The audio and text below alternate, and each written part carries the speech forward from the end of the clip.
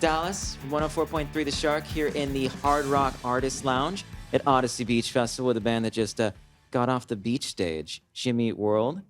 Welcome back. Yeah, thanks for having us, man. Absolutely. You guys were here in 2019, as you mentioned on stage, right before the world got a little wonky and weird. Does it feel like a full circle, things are back to normal moment? It was sort of deja vu. I remember that like the setup was a little different then. And like I remember being like the backstage was kind of like down the strip there a little bit by the road. Now we're in the hotel. Now we're here. Moving on up. I like to think there's less golf carts involved to get here now. But we do what we can. But it's still a party. It's still a raging party. So we're stoked.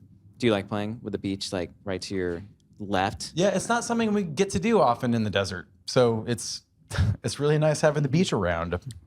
Yeah, for sure. It feels good to have the refreshing sea breeze, glance off your skin while you're playing. Oh yeah, it does wonders December, for your no face, less. right? Yeah. I know. Can you believe it? It's starting to get cold in Arizona too. Yeah? Yeah, it's starting to do the thing like when the sun goes down, it does what you'd expect in a desert. It gets really cold. Do you like that it snows sometimes in Arizona? Yeah, it actually does snow sometimes in Phoenix. It's rare. It The doesn't uninitiated stick, but don't know it's this. everyone just freaks out. There's a big show, you could say, coming to the state of Arizona, Glendale in particular, in February. They booked somebody to play the halftime show of the Super Bowl. I noticed it was Rihanna and not Jimmy Eat World. How do you feel about that? We're robbed. It should have been Really us. happy for Rihanna. Yeah, Wasn't- but happy for Rihanna. Wasn't Taylor Swift originally going to do that? I don't know. There was rumors. Rumors. Yeah. I think Rihanna is going to do an awesome She'll do job. good, I yeah. think Yeah, no, I'm more kidding. people like her and know her music, so it'll make a lot more sense for her to play it than Yeah. us. If we were to play the Super Bowl, it'd be like, who are these guys? If you were to play the Super Bowl, you get like 15 minutes. Now, you just did When We Were Young. I'm sure you had to think about the set, like what's going to go on the set list. But if you were playing the Super Bowl, what would you play? Would Mostly you stick to the Rihanna hits? songs. It would go over More well. people would know that. 15 minutes of Rihanna songs. We could probably just do the middle like 4 times, and then it'd be over. It's an idea. Now, Middle, sweetness. And then the middle again. Yeah. what would freak him out? Like if you did like a really deep cut, like Closer or something? That would be great. Like 7 I wonder minutes? what would happen if someone just went rogue at the Super Bowl and decided they're not going to play anything that they rehearsed or was approved or choreographed and just went off like, Improvise. I think you would be fired.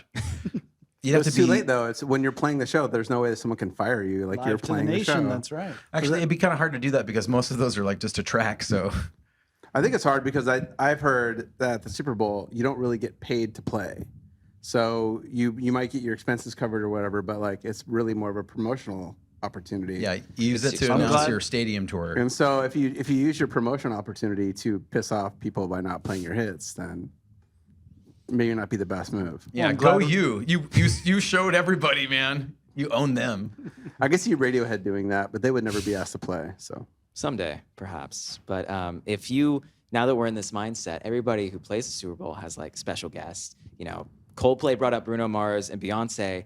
And I don't know if people remember that Coldplay was the headliner. But if Jimmy Eat World were playing the Super Bowl, who would your special guest be? Shakira, Taylor Swift. Rihanna.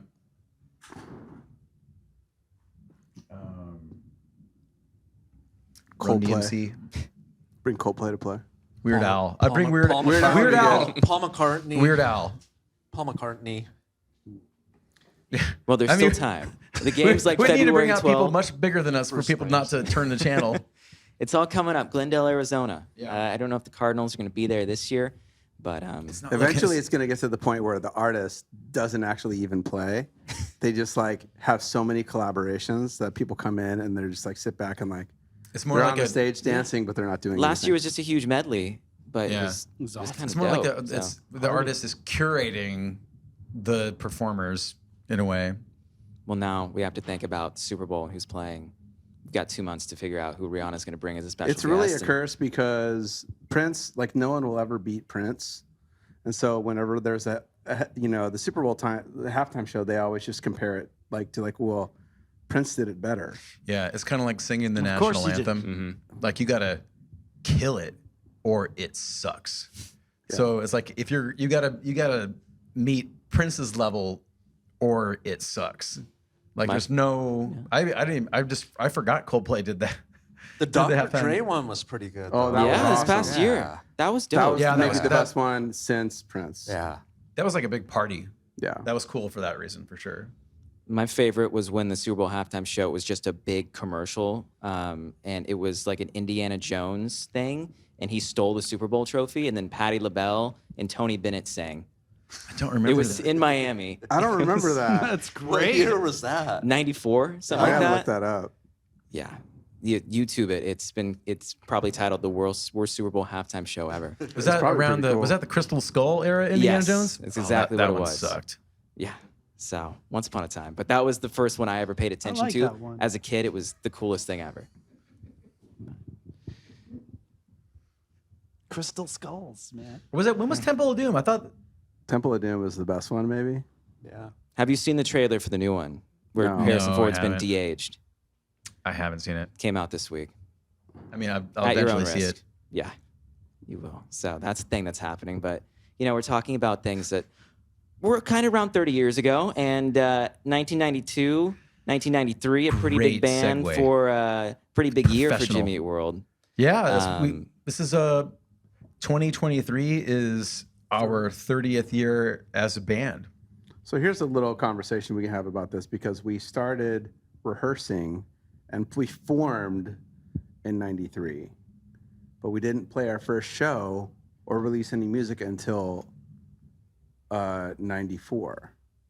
So what determines like the start of a band? Like when they come together in the garage and play for the first time, Or when they released. or when they release something, or when they play a show. So what's the genesis? It's a good When question. does a band begin? Well, when the Rock and Roll Hall of Fame is 25 years after your first album, I think. Yes, Static yes. Prevails. Do we Can count that? confirm. So you guys are Rock and Roll Hall of Fame eligible now? We're not gonna get that though, dude. I'm One just day. gonna break that to you right now.